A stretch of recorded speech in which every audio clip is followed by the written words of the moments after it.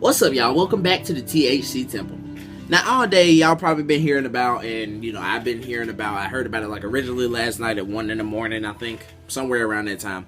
Either way, Charleston, South Carolina. And we had actually, me and my boys, who went to a concert in Charleston, South Carolina. So, we actually got to go there, like, it was late February. And it was actually, a nice place. Kind of like, our town, very small town, small city, but still, heavily populated, people walking around. Hey, how you doing? Hey, this type of, that kind of town, I like the city environment where everybody's kind of like, hey, how you doing? Hey, mister, hey, miss, stuff like that. And, other than just in the city, old high boutiques and, nose high, don't give a shit about you, it was a cool ass town.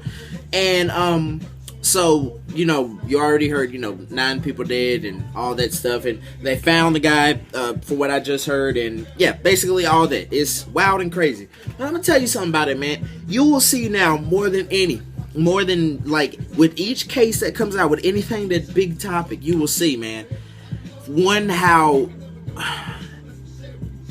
I can't even explain it, man. It's like, one, how the media, not even the media, but it's like everybody who jumps on the pot of whatever topic it is, they will take, the real. They will take, the guy, who did this. He was a terrorist. He was, an evil guy. Like any person who goes out and kills 9 other innocent people, you're evil. No matter if you're a black guy doing it in the hood, no matter if you're a white dude doing it at a law firm somewhere, or, and that's not to mix any kind of stereotypes up, but that's to say no matter what kind of situation you're in, if you're out there killing 9 innocent people, you're terrible. You're fucked up.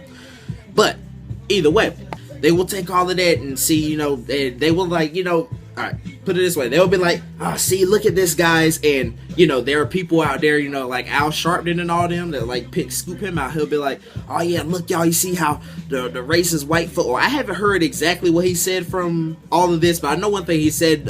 He's been promoting, like, peace. As in peace as in don't riot. Not peace overall, but peace as in don't riot. And I do not follow Al Sharpton at all. I don't like him being, people see him as a representative for the black folks. I don't like, the Obama administration's close relationship with him. All I see him as a money man, and he goes to where the money is. And that's basically where we're about to get to.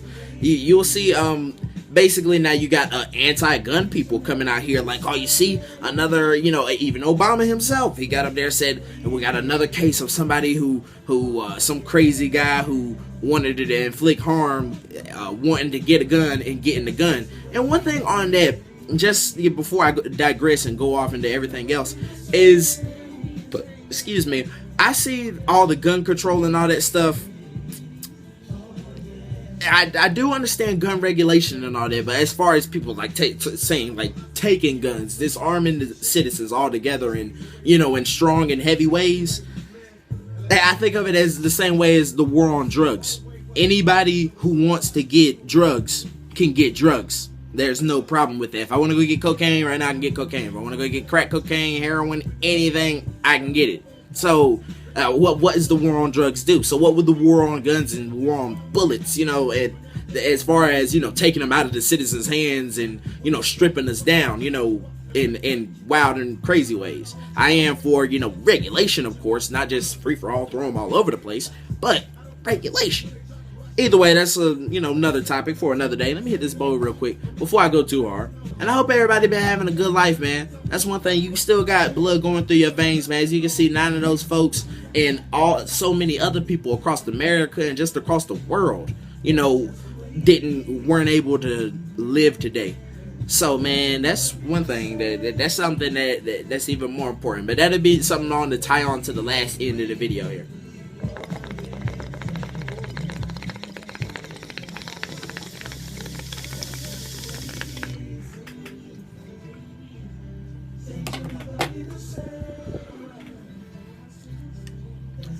So now, like I said, you got these guys over here, like Al Sharpton, that really doesn't care about the, solving the problem of, racial tensions and everything, and trying to find a way to bring everybody together and have, true peace. He's more of, okay, where can we get the money? Where can I look like the big man? It's more of his own personal agenda. Just like you see now with these, like I said, these anti-gun people, they don't really care about the people, they care about the people that got killed in the church. Do not get me wrong. Oh, no, I can't say all of them. I don't know everybody's heart. But, you know what I'm saying? And like I said, that's why I say can't say nobody really doesn't care and nobody really does care. I can't say that about anybody. Al Sharpton than anybody.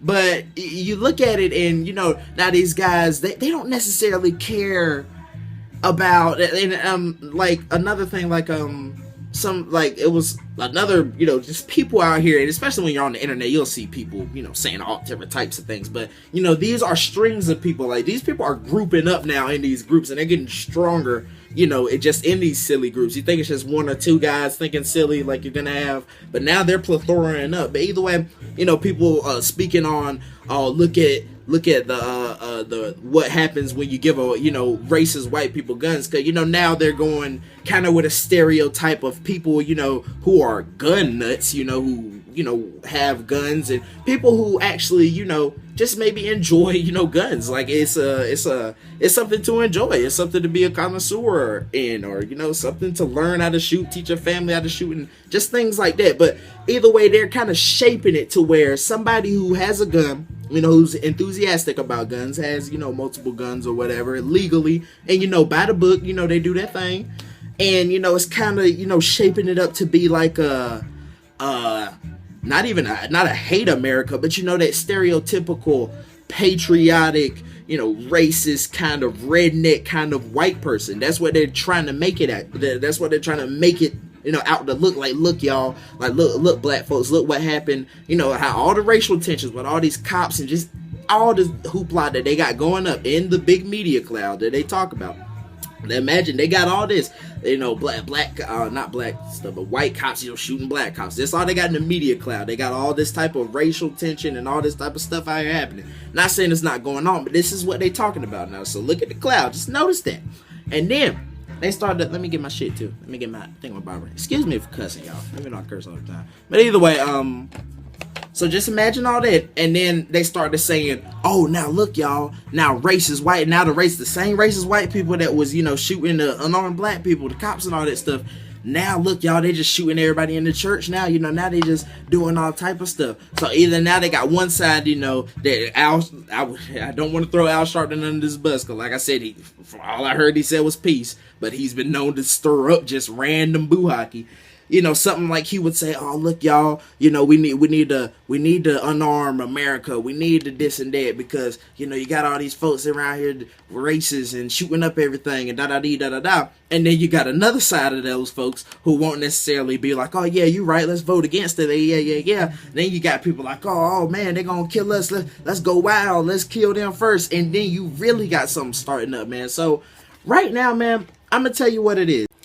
Yo, right here, I made a silly-ass comparison. So I'm going to go ahead and top that one off with a sillier comparison. Not a sillier comparison, but a better comparison. But it's still kind of silly, though. But check this out, though. Say if you were a kid, and, like, back when you were a kid, like, your parents said, "All right, hey, little Billy, if you cuss, then hot sauce come out of your nose." Hot sauce really won't come out of your nose if you curse. But your parents, since they don't want you to curse, or since, they want you to look at cursing in a way, like, "Oh, man, if I curse, man, fucked up things gonna happen," you know what I'm saying? Since they're trying to paint a certain perception to you, that's what they teach you. Now, they're lying to you. And if you know better, then you'll know better. You'll be like, get the hell out of here. Get the fuck out of here, mom and dad. But, you know what I'm saying? If you don't know better, if you're naive, that's what they're going to do to you. Because you don't know. And they think, it's better off for you. Now, excuse me. In this instance, cursing for a young kid, it is kind of bad. You don't want to grow with a potty mouth. But it's just the whole how I'm trying to get over the point of they show you something, they lie to you basically in a certain way that makes you think of a certain way, so that you do a certain thing. But it's your fault for being so naive and just going with it. They will feed you whatever you're gonna go with. And that's not to say that, they're just getting up here, "Oh yeah, we're gonna make up some stuff. We're gonna make up some stuff today." But they show you something in a light that makes you say whatever you want, like whatever you're gonna think about. And they know that the thing that they say is gonna make you think most likely in this way. That's what statistics and all that stuff go, man. Like statistics. That's why we have statistics, so that they can basically know people and learn people. They be like, okay, we got these group of people. These group of people are most likely 72% likely to do this. This group of people, blah, blah, blah, blah, blah. That's why they have scientists and people that actually study this shit and study people, because it's that important. Because they have it down to a science. They almost know exactly what you're gonna do. And the things that, what I would call the universe and what, I would call God and things like that, they always throw those 1 in a millions, those 1 in a billions, those things that defy the odds, the thing that they thought was going to be like 97%. Well, you had one that came through the cracks, you know what I'm saying? Then it throws a whole new ripple in your butterfly effect. But I'm going to tell y'all something, man. Because, I don't ever try to make y'all just, believe anything that I say or try and go my way or any kind of shit like that, man. But my thing is, man, we all got problems. We all have things we like. We all got things we love. We all have things we dislike. I wouldn't say hate, because, hate is a strong word. You just really, really, really don't like it. And that's what keeps us the same. Is that we don't like the same things. We're different in different ways. Excuse me. And the whole thing about it is, we're gonna be different. But it's just, how are you gonna treat your different counterpart? Excuse me, can I make it? I've been missing like shit lately, dude. I just air bottled it. But man, oh shit.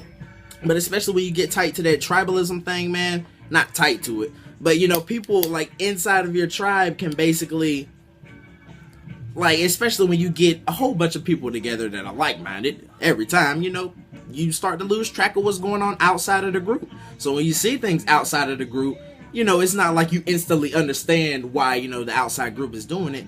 You and your inside group will talk about the outside group, and, you guys will talk about it, and you guys don't know. You guys are ignorant. Unless you go over to that group and try and actually figure out and figure out why their tribe is falling apart, why their TP is falling over, then you're not going to figure it out. If you're over there looking at them and their TP falling all over, you're like, damn, their TP falling over because of they can't, and they ain't got no structure, they ain't this and that. And a little do you know that the wind might be just pushing a little bit harder over there. So, man, it's gonna take us all to figure it out, man. Every little one person that you have fighting in the crowd is gonna fuck it up for the rest of the fingers, man. If you got little pinkies back here fighting, it's gonna fuck it up for the hand, man. Hold on, let me hit this bowl so I can fully explain it.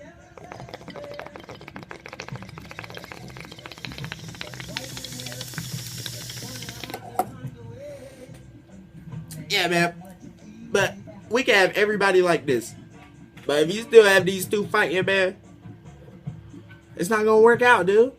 We're going to have to go like this. Everybody's going to have to make love. It can't be nobody fighting. The thumbs can't be back here, nobody. You can't ride a bike with one wheel. Like you can if it's a unicycle, but if it's a bicycle, you're going to need both the wheels. You can't just be like, no, the other wheel can do his thing over there. He can, roll along on his own and, get... No, man. We're going to have to all come together and, get the bike. We're going to have the brakes and everything, man. We're just going to... We're going to have to need. But anyway, man, a whole lot of y'all already know and understand the feeling of love and the meaning of love. So just spread it out there, man. You spread that and I guarantee it'll come back to you and people around you. And I'm sorry for making this such a long-ass video. I'm pretty sure a whole lot of people, especially if you're new, you're like, damn, yo, this dude long as hell. But I'm out of here, though, man. I'm talking too much. Love, though.